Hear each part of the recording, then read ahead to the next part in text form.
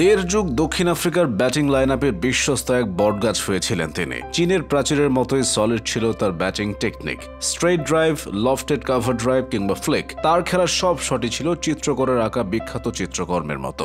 Bat হাতে যখন নেমেছেন, সচিন, লারা, পন্টিং, ব্রাভির, স্টিভ ওয়াহ, ইনজামামদের সঙ্গে একই সূত্র উচ্চারিত হয়েছে জ্যাক ক্যালিসের নাম। ধ্রুপদী ঘরানার চোখ জুড়ানো ব্যাটিংয়ের পাশাপাশি বোলিংয়েও তিনি ছিলেন নির্ভরতার প্রতীক। Hit off the deck bowler হলেও একই লাইনে টানা বল করে যেতে পারতেন। চকিতে দেওয়া একটা বাউন্সার বা স্লোয়ারের ভেরিয়েশন তাকে পরিণত করে খতরনাক উইকেট টেকারে। বল হাতেও ইতিহাস সেরা Garry Sobers, Imran Khan, Ian Botham, Kapil Dev, Richard হ্যাডলিদের পাশে বসার মতো কীর্তি তৈরি করে তবেই থেমেছেন। সেই ক্যালিসে আবার দুর্দান্ত ফিল্ডার। দক্ষিণ আফ্রিকা দল বরাবরই ফিল্ডিং এ অনবদ্য, সেখানে স্লিপে তার বিশ্বস্ত হাত বাড়তি মাত্রা যোগ করেছে চিরকাল। জ্যাক হেনরি ক্যালিস আসলে jack of all trades. Complete এই ক্রিকেটার ব্যাটিং এ সেরাদের একজন, বোলিংয়েও তাই। চোখ ধাঁধানো তার ফিল্ডিংও। তাকে অলরাউন্ডার বললে কমই বলা হয়, বরং অলরাউন্ডারদের মাস্টারমশাই শব্দটাই যেন খাপে খাপ মিলে যায়। ক্রিকেট ইতিহাসে জ্যাক ক্যালিসে একমাত্র ক্রিকেটার যার টেস্ট এবং ওয়ানডে দুই ফরম্যাটে রয়েছে 10,000-এর বেশি রান আর বল হাতে 250-এর বেশি উইকেট। টেস্ট ক্রিকেটে সচিন, লারা বা পন্টিংদের থেকেও বেশি গড় তার। পেয়েছেন সর্বাধিক ম্যাচ সেরার পুরস্কার। ক্রিকেটের লঙ্গার ভার্সনে তার ডিফেন্সের তুলনা চলে শুধু দ্য ওয়াল খ্যাত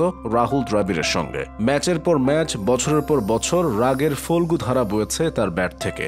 বাউন্সি উইকেটেও যেরকম মজবুত হয়ে দাঁড়িয়ে থেকেছেন, তেমনি ভারতের টার্নিং উইকেটেও তাকে টলানো ছিল কঠিন। 166 টেস্টে 55-র বেশি গড়ে 13,500 রান, 45টা সেঞ্চুরি, 58টা হাফ সেঞ্চুরি, পাশাপাশি বল হাতে 32-এর বেশি গড়ে উইকেট সংখ্যা 292টি। ওয়ানডেতে সেই তিনি আক্রমণাত্মক খেলে তছনছ করেছেন প্রতিপক্ষকে। 328 ওয়ানডেতে 44-এর বেশি গড়ে 11,500 রান, 17টা সেঞ্চুরির সঙ্গে 86টা হাফ সেঞ্চুরি, বল হাতে প্রায় 32 গড়ে 273টি উইকেট। একদিন ও 5 দিন দু ধরনের ক্রিকেট মিলিয়ে 25,000 রানের পাহাড় গড়েছিলেন এই ব্যাটিং অলরাউন্ডার। ক্যারিয়ারের শেষ দিকে টি-20 যুগে দেখা গেল সংক্ষিপ্ত পরিসরেও ক্যালিস তুলনাহীন। প্রোটিয়াদের হয়ে 25টি টি-20 খেলেছেন, 35 গড়ে রান করেছেন 650-রও বেশি, স্ট্রাইক রেট 120, 50 পার হওয়া ইনিংস রয়েছে 5টি, সঙ্গে ওভার প্রতি 7 রান দিয়ে 12টি উইকেট। ক্যালিস যে সোনালী সময়ে 22 গজে বিরাজ করেছেন, সে সময় তার থেকে বড় অলরাউন্ডার কেউ ছিল না। স্বদেশী ল্যান্স ক্লুজনার বা শন পোলকরা অবশ্যই দারুণ অলরাউন্ডার ছিলেন। ইংল্যান্ডে অ্যান্ড্রু ফ্লিন্টফের মতো তারকা, নিউজিল্যান্ডে ক্রিস কেয়ার্নস ছিলেন, শ্রীলঙ্কায় জয়াসুরিয়া বা পাকিস্তানে আব্দুল রাজ্জাক ছিলেন। কিন্তু ক্যালিস সব দিক থেকে সোনায় মোড়া। ধারাবাহিক পারফরমেন্সের বিচারে সবার চেয়ে এগিয়ে থেকেছেন বরাবরই। তাকে সবচেয়ে বেশি চ্যালেঞ্জ ছুড়েছেন সে সময়কার বাংলাদেশের জান, বাংলাদেশের প্রাণ সাকিব আল হাসান। টেস্ট অলরাউন্ডারদের শীর্ষস্থান থেকে কেউ জ্যাক ক্যালিসকে সরাতে পারেন, একসময় এই চিন্তাটাই কেউ করত না। ঠিক তখনই ক্যালিসকে সরিয়ে শীর্ষে উঠে সবাইকে চমকে দিয়েছিলেন সাকিব। 2010-এর পর প্রায় 2 বছর সাকিব ক্যালিস দ্বৈরথের সাক্ষী হয়েছে বিশ্ব ক্রিকেট। কখনো সাকিব, কখনো বা ক্যালিস। অলরাউন্ডার হিসেবে সাকিব আর ক্যালিস দুইজন দুই ঘরানার। ক্যালিস মূলত ব্যাটার কাম পেস বোলিং অলরাউন্ডার, আর সাকিব প্রধানত আর্ম স্পিনার, যিনি ব্যাটিংটাও ভালোই করেন। তাছাড়া একজন ডান হাতি আর অন্যজন বা হাতি। সব মিলিয়ে অলরাউন্ডার পরিচয় দুজনকে এক সূত্রে মেলালেও আদতে তারা দুজন দুই ধরনের কিংবা ভিন্ন সময়ের ক্রিকেটার। শ্রেষ্ঠত্বের মানদণ্ডে স্বাভাবিকভাবেই তাই চূড়ান্ত রায় আসে না।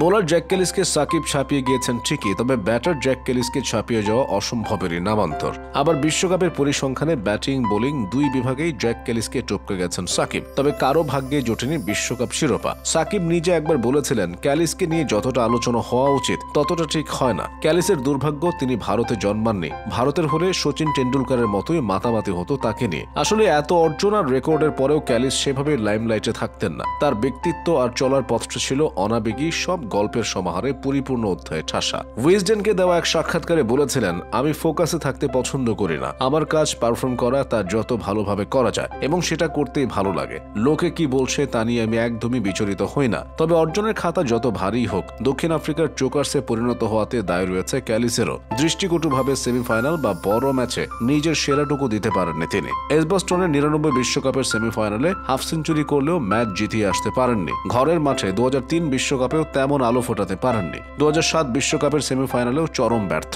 ক্যালিসের ঝুলিতে রয়েছে একটিমাত্র বৈশ্বিক শিরোপা, ঢাকায় অনুষ্ঠিত 1998 আইসিসি চ্যাম্পিয়ন্স ট্রফি। সে টুর্নামেন্টে টুর্নামেন্ট সেরার পুরস্কার গিয়েছিল তারই হাতে। জ্যাক হেনরি ক্যালিসের জন্ম 1975 সালের 16 অক্টোবর। ডারবানে ইংল্যান্ডের বিপক্ষে 20 বছর বয়সে অভিষেক। এরপর 2013 সাল পর্যন্ত 18টি বছর ক্রিকেট দুনিয়াকে শাসন করে গেছেন। ধৈর্য, দৃঢ়তা, হার না মানা মানসিকতা আর দুর্দান্ত টেকনিক তাকে নিয়ে গিয়েছে অন্য এক স্তরে।